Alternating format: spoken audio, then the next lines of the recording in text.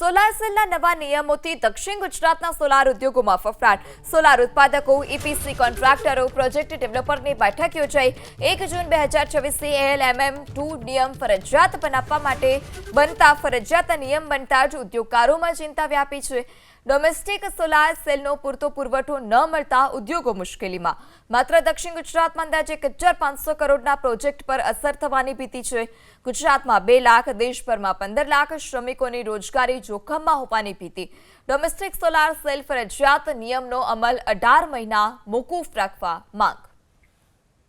આપણે આખા ભારતમાં સેલ ઉત્પાદન કંપનીઓ છે કે સોલારની કંપનીઓ છે, એ મોટું ઉત્પાદન કરતી હોય તો એ છે સુરતમાં. અને સુરતમાં જે કંપનીઓ છે એની અંદર મોટી કંપનીઓ કહેવાય. એ કંપનીઓના આપણે ગણતરી કરવા જઈએ તો 1500 કરોડથી વધારેના સોદાઓ કેન્સલ થયા છે. બીજી બાજુ 3.5 લાખથી વધારે રોજગારી આ ઉદ્યોગની અંદર અત્યારે લોકો મેળવી રહ્યા છે. તો આ બધાને જો ધ્યાનમાં રાખીએ તો આ સેલ બનાવવાની જે કંપનીઓ છે, જે આપણી ઘરેલું કંપનીઓ છે, એની જે ઉત્પાદન ક્ષમતા છે એ તાત્કાલિક વધવાની નથી, પણ એની માટે કદાચ 1 વર્ષનો કે 8 મહિનાનો ટાઈમ લાગે, કારણ કે એ મલ્ટિપલ કંપનીઓ છે, મલ્ટીનેશનલ કંપનીઓ છે. હવે એ કંપનીઓને સમય લાગશે, તો એ સમય સરકારે આ જે સોલાર પેનલ બનાવતી કંપનીઓ છે એને પણ આપવો જોઈએ, જેથી કરીને ત્યાં સુધીમાં એ પોતાનું ક્ષમતા વધારી શકે, સોલાર સેલ બનાવતી થઈ જાય. અત્યારે ડિમાન્ડ ને સપ્લાયને સરભર કરવી હોય તો હું માનું છું કે 1 વર્ષથી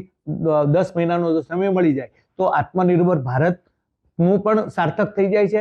આપણી ઘરેલું કંપનીઓ પણ મજબૂત બનવાની છે. અને બીજું કે ડિમાન્ડ ને સપ્લાય છે એ ક્યાંય પણ ખોરવાય નહીં, અને જે જરૂરિયાત છે એ પૂરતી અત્યારે જે ડિમાન્ડ છે એને આપણે સફિશિયન્ટ પહોંચી વળીએ. એટલા માટે આપણી સરકારને રજૂઆત છે.